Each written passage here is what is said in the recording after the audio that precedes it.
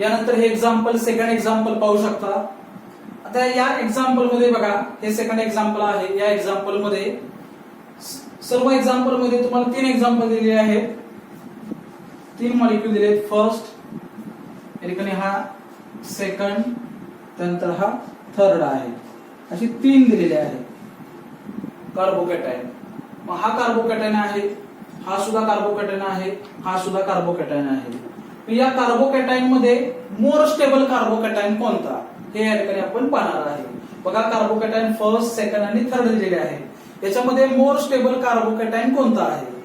त्याच्या अगोदर आपण याच्यामध्ये कोणकोणते इफेक्ट आहेत पाहणार आहे. बघा, हा कार्बोकॅटायन, या कार्बोकॅटायनला हा NO2 ग्रुप जॉईन आहे आणि NO2 ग्रुप हा इलेक्ट्रॉन विथड्रॉइंग ग्रुप आहे. म्हणजे या ठिकाणी कोणता इफेक्ट असणार, मायनस हा इफेक्ट असणार आहे. बरोबर. त्याचबरोबर या ठिकाणी CH2 कार्बोकॅटायन आहे, या ठिकाणी सुद्धा NO2 ग्रुप आहे, म्हणजे हा इलेक्ट्रॉन विथड्रॉ करणार. इथे सुद्धा मायनस हा इफेक्ट आहे. या एक्झाम्पल मध्ये बघा, हा CH2 ग्रुप आहे आणि याच्या शेजारी हा NO2 ग्रुप आहे आणि NO2 ग्रुप इलेक्ट्रॉन काय करणार, विथड्रॉ करणार. इथे सुद्धा काय आहे, मायनस आय इफेक्ट आहे. म्हणजे तिन्ही स्ट्रक्चर मध्ये कार्बोकॅटायन आहे, त्याचबरोबर NO2 ग्रुप आहे, म्हणजे मायनस आय इफेक्ट आहे. मग याच्यामध्ये मोर स्टेबल कार्बोकॅटायन कोणता आहे हे आपण पाहणार आहे. त्यासाठी तुम्हाला बेस माहित पाहिजे. कोणता बेस, की ज्याच्यामध्ये मायनस आय इफेक्ट जास्त आहे, ज्याच्यामध्ये ज्या स्ट्रक्चर मध्ये मायनस आय इफेक्ट जास्त आहे ते स्ट्रक्चर किंवा त्या स्ट्रक्चर मधील कार्बोकॅटायन काय असणार आहे, लेस स्टेबल असणार आहे. जिथे मायनस आय इफेक्ट स्ट्रॉंग असेल किंवा जास्त असेल त्या ठिकाणी कार्बोकॅटायन काय असणार, लेस स्टेबल असणार आहे. या 3 स्ट्रक्चर मध्ये बघा, आता या ठिकाणी आपण काय पाहणार आहे, तर CH2 आणि NO2 हा जो ग्रुप आहे या ग्रुप मधला डिस्टन्स पाहणार आहे. CH2 कार्बोकॅटायन आणि NO2 ग्रुप यांच्यामधला डिस्टन्स, या ठिकाणी डिस्टन्स बघा 1, 2, 3 आणि 4. या ठिकाणी नंबरिंग करू आपण. 1, 2, 3, 4. इथे पहा 1, 2, 3 आणि 4. आपण नंबरिंग केलेलं आहे कार्बनला. मग CH2 आणि NO2 यांच्यामधला डिस्टन्स या ठिकाणी कमी आहे. बरोबर. म्हणजे NO2 group minus I effect show करतो. NO2 ग्रुप आणि CH2 ग्रुप यांच्यामधला डिस्टन्स कमी आहे, म्हणजेच या ठिकाणी मायनस आय इफेक्ट जास्त आहे. तुम्हाला माहित आहे, जर इंडक्टिव्ह इफेक्ट मध्ये डिस्टन्स कमी असेल तर इंडक्टिव्ह इफेक्ट काय असणार, जास्त असणार आहे. म्हणजे या ठिकाणी कार्बोकॅटायन आणि NO2 यांच्यामधला डिस्टन्स कमी आहे, म्हणून या ठिकाणी इंडक्टिव्ह इफेक्ट काय असणार, जास्त असणार. मग या ठिकाणी बघा, कार्बोकॅटायन आणि NO2 यांच्यामधला डिस्टन्स कमी आहे, म्हणजे 2 नंबर कार्बनला NO2 ग्रुप आहे, म्हणजेच या ठिकाणी डिस्टन्स कमी आहे, म्हणून या ठिकाणी इंडक्टिव्ह इफेक्ट जास्त आहे. सेकंड कार्बोकॅटायन मध्ये पहा, सेकंड कार्बोकॅटायन मध्ये बघा, हा 1 नंबरला कार्बोकॅटायन आहे, तर 3 नंबरला NO2 ग्रुप आहे. म्हणजे फर्स्ट स्ट्रक्चर आहे याच्यामधला जो डिस्टन्स आहे याच्यापेक्षा सेकंड मध्ये CH2 आणि NO2 यांच्यामधला डिस्टन्स काय आहे, जास्त आहे. मग इथं डिस्टन्स कमी आहे, या ठिकाणी डिस्टन्स पहिल्यापेक्षा याच्यामध्ये डिस्टन्स थोडासा जास्त आहे.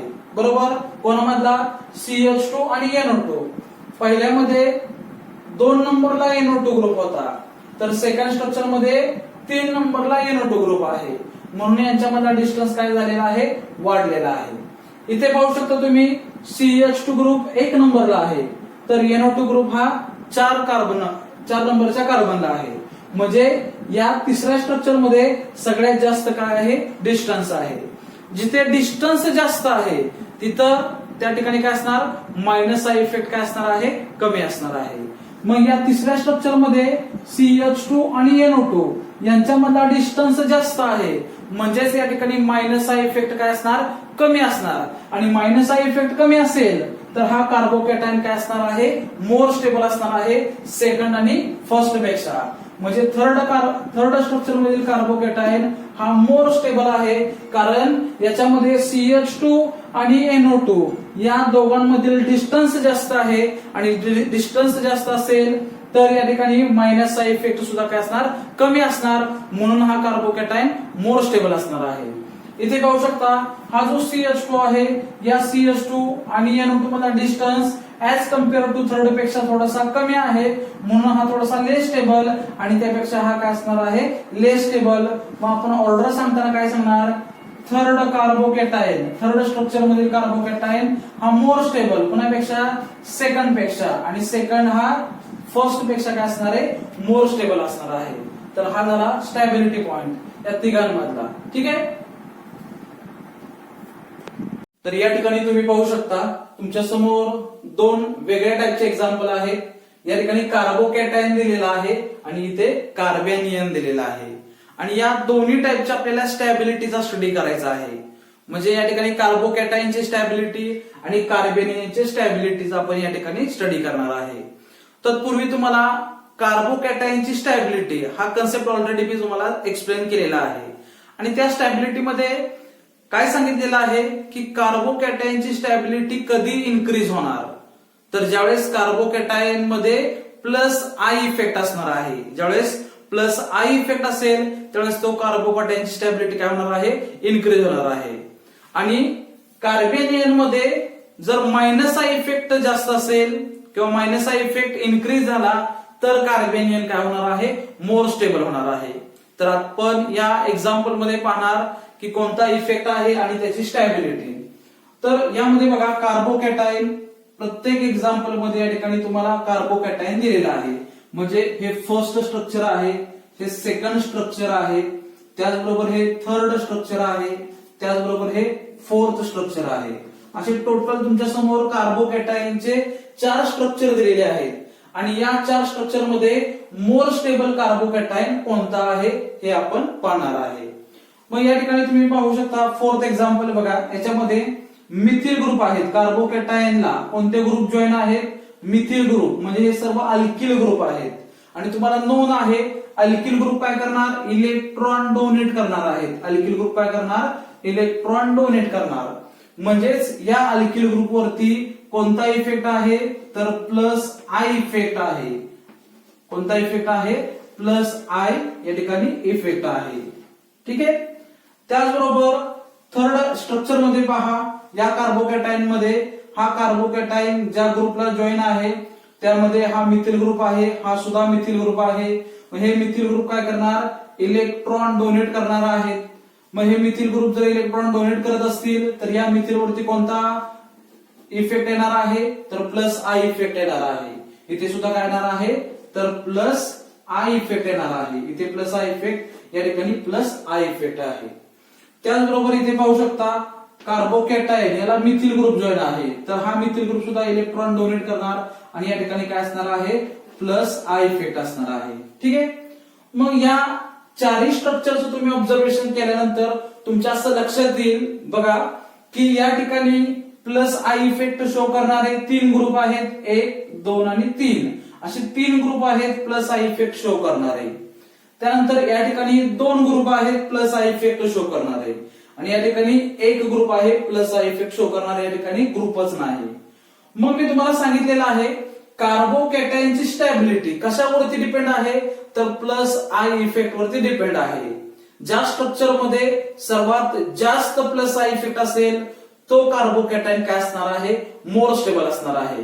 मग या 4 स्ट्रक्चरचं ऑब्झर्वेशन केल्यानंतर तुमच्या लक्षात येईल हे फोर्थ स्ट्रक्चर, या फोर्थ स्ट्रक्चर मध्ये प्लस आय इफेक्ट जास्त आहे. याच्या ठिकाणी बघा 3 प्लस आय ग्रुप आहेत, या थर्ड स्ट्रक्चर मध्ये 2 प्लस आय ग्रुप आहेत, इथे 1 प्लस आय ग्रुप आहे. म्हणजेच मला सांगायचं आहे की या 4 स्ट्रक्चर मध्ये फोर्थ ग्रुप हा म्हणजे फोर्थ स्ट्रक्चर जे आहे यामधला कार्बोकॅटायन काय असणार, मोर स्टेबल असणार आहे, कारण यामध्ये प्लस आय इफेक्ट सर्वात जास्त आहे.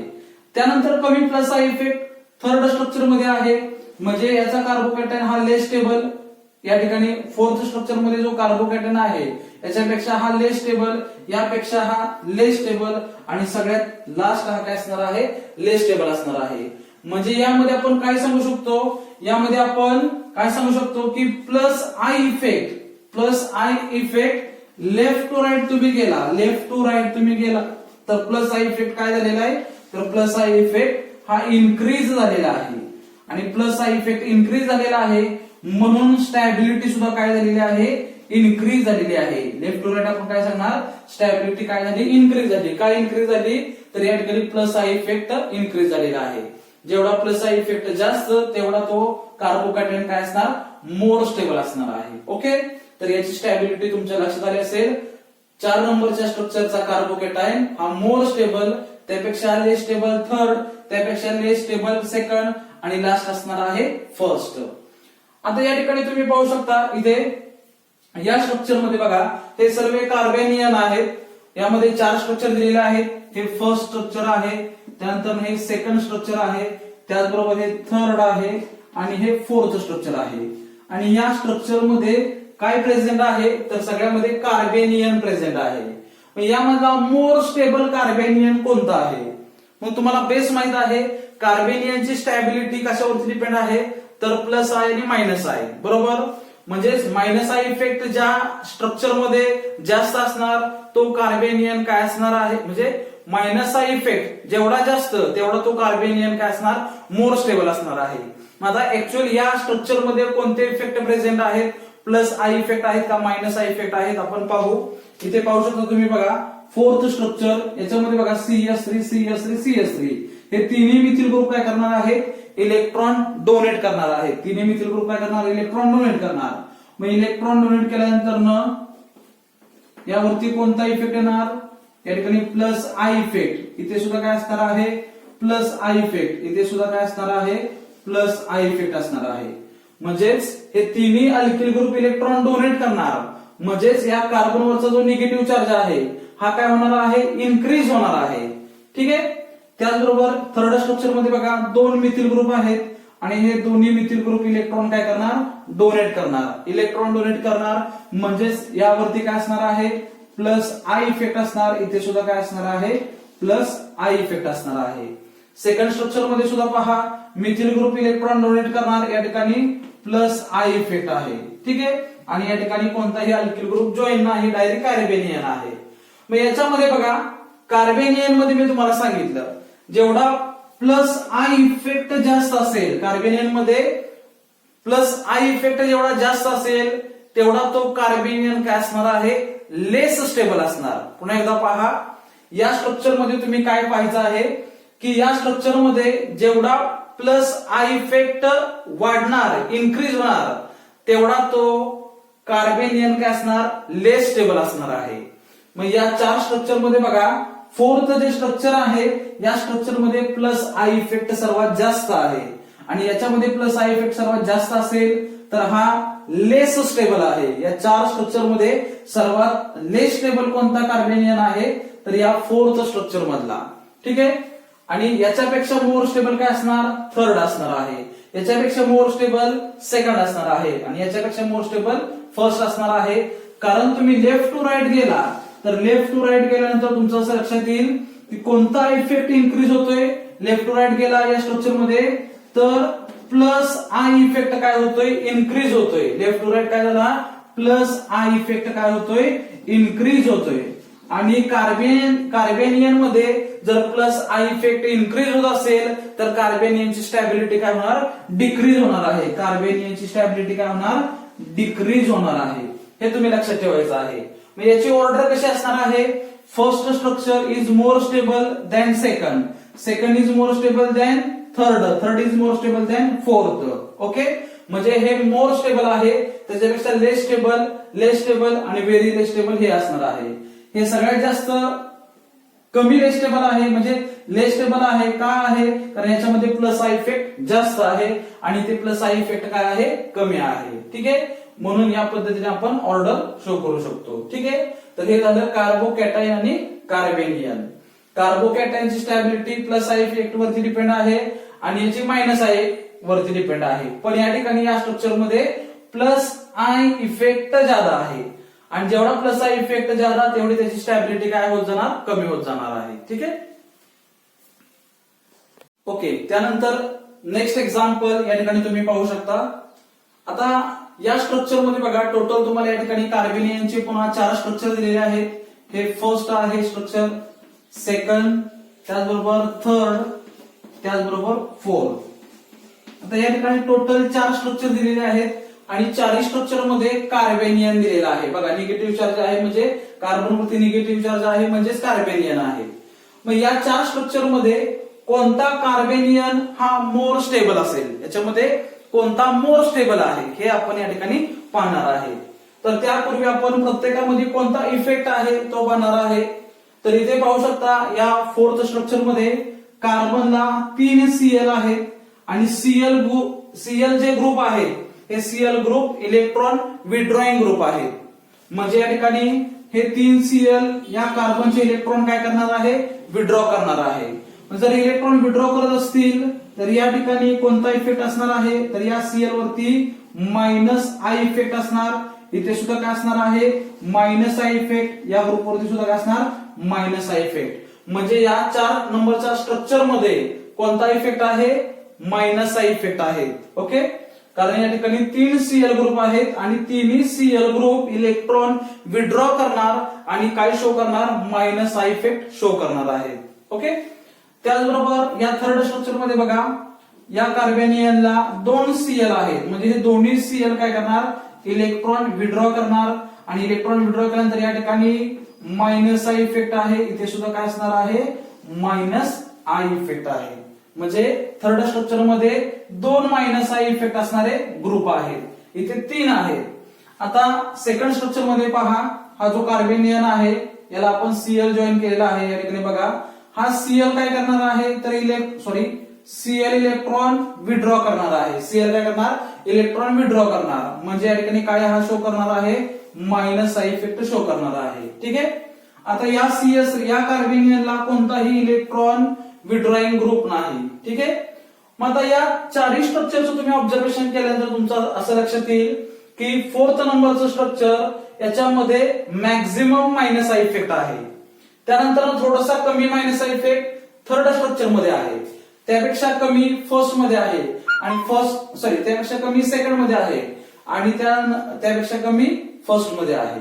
मग यामध्ये मला तुम्हाला सांगायचं आहे की म्हणजे कार्बेनियन आहे, कार्बेनियनची स्टॅबिलिटी कशावरती डिपेंड आहे, तर कार्बेनियनची स्टॅबिलिटी -I वरती डिपेंड आहे. -I इंडक्टिव्ह इफेक्ट वरती डिपेंड आहे. म्हणजेच काय, एखाद्या स्ट्रक्चर मध्ये जेवढं -I कॅरेक्टर किंवा जेवढा -I इंडक्टिव्ह इफेक्ट इन्क्रीज होणार तेवढा तो कार्बेनियन काय होणार आहे, मोर स्टेबल होणार आहे.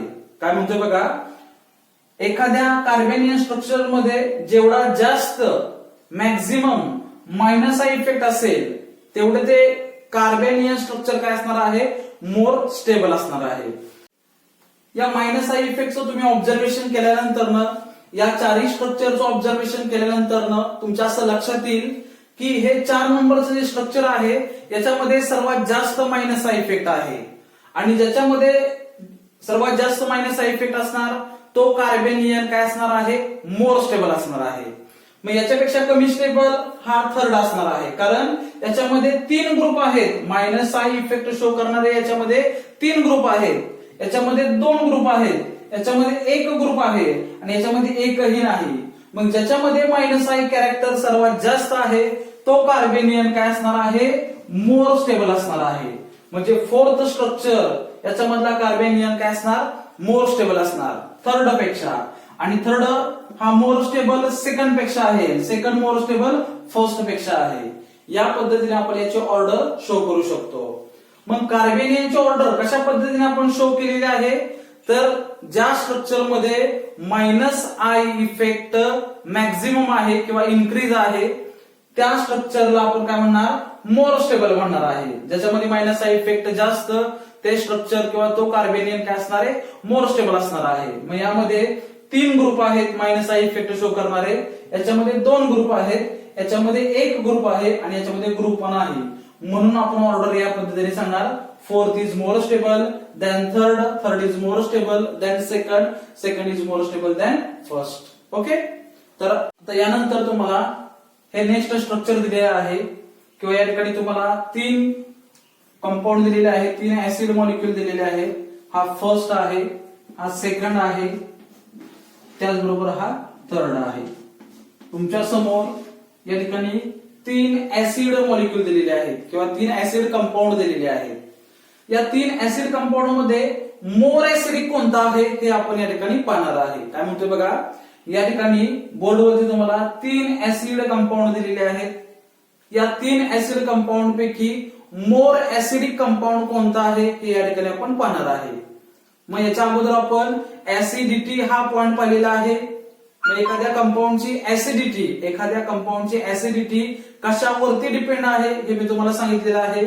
ज्या कंपाऊंड मध्ये प्लस आय इंडक्टिव्ह इफेक्ट जास्त असेल, ज्या कंपाऊंड मध्ये प्लस आय इंडक्टिव्ह इफेक्ट जास्त असेल तो कंपाऊंड काय असणार, लेस ऍसिडिक असणार. ज्या कंपाऊंड मध्ये प्लस आय इंडक्टिव्ह इफेक्ट जास्त असणार तो कंपाऊंड लेस ऍसिडिक असणार आहे. मग याच्यामध्ये या तिन्हीमध्ये कशामध्ये प्लस आय इफेक्ट सर्वात जास्त आहे पहा, स्ट्रक्चर फर्स्ट, सेकंड आणि थर्ड. मग यामध्ये थर्ड स्ट्रक्चर मध्ये बघा की CH3CH2 ग्रुप आहे. तर हा ग्रुप काय करणार, इलेक्ट्रॉन डोनेट करणार आहे. CH3CH2 हा इथाइल ग्रुप या ऍसिडला इलेक्ट्रॉन काय करणार, डोनेट करणार आहे. बरोबर. मग या ठिकाणी बघा हा काय प्रेझेंट असणार, प्लस आय इफेक्ट प्रेझेंट असणार आहे. इथे पहा हा मिथाइल ग्रुप आहे. हा कोणता ग्रुप आहे, हा इथाइल. याच्यामध्ये 2 कार्बन आहेत. बरोबर. त्याचबरोबर हा मिथाइल, या मिथाइल मध्ये 1 कार्बन, हा इलेक्ट्रॉन काय करणार, डोनेट करणार. म्हणजे याच्यामध्ये सुद्धा काय आहे तर प्लस आय इफेक्ट आहे. आणि या ठिकाणी हायड्रोजन, हा हायड्रोजन काही इलेक्ट्रॉन डोनेट करू शकत नाही. ओके. म्हणजे या ठिकाणी प्लस आय कॅरेक्टर कमी आहे पण काय असणार आहे, कमी असणार आहे.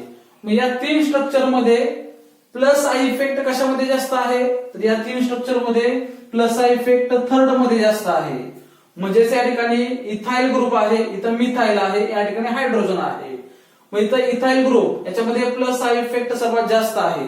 हा जास्तीत जास्त इलेक्ट्रॉन काय करणार, डोनेट करणार. ओके. तर हा लार्ज अल्किल ग्रुप आहे, हा स्मॉल अल्किल ग्रुप आहे. हा लार्ज अल्किल ग्रुप इलेक्ट्रॉन जास्तीत जास्त डोनेट करणार. मग इलेक्ट्रॉन डोनेट करत असेल तर हा काय असणार आहे, लेस ऍसिडिक असणार आहे. कोणापेक्षा, सेकंड पेक्षा. आणि सेकंड हा काय असणार आहे, लेस ऍसिडिक फर्स्ट पेक्षा. मग या तिघांमध्ये मोर ऍसिडिक कोणता असणार आहे, तर या ठिकाणी मला सांगायचं आहे हा जो ऍसिड कंपाऊंड आहे हा मोर ऍसिडिक असणार आहे. कारण याच्यामध्ये प्लस आय इफेक्ट काय आहे, कमी आहे. या दोघांपेक्षा यामध्ये प्लस आय इफेक्ट काय आहे, कमी आहे. म्हणून हा मोर ऍसिडिक. याच्यापेक्षा सेकंड हा जो कंपाऊंड आहे हा थर्ड पेक्षा मोर ऍसिडिक असणार. आणि थर्ड हा काय असणार आहे, लेस ऍसिडिक असणार आहे. कारण थर्ड मध्ये प्लस आय इफेक्ट जास्त आहे सेकंड पेक्षा. आणि सेकंड मध्ये प्लस आय इफेक्ट फर्स्ट पेक्षा जास्त आहे. मग ज्याच्यामध्ये सर्वात जास्त प्लस आय इफेक्ट तो लेस ऍसिडिक, त्याच्यापेक्षा हा मोर ऍसिडिक, त्यापेक्षा हा काय असणार आहे, मोर ऍसिडिक असणार आहे. तर ऍसिडिटी हा कन्सेप्ट मी लास्ट लेक्चरला किंवा याच्या अगोदर मी तुम्हाला सांगितलेला आहे. ओके. यानंतर आपण बेसिसिटी पाहणार आहे.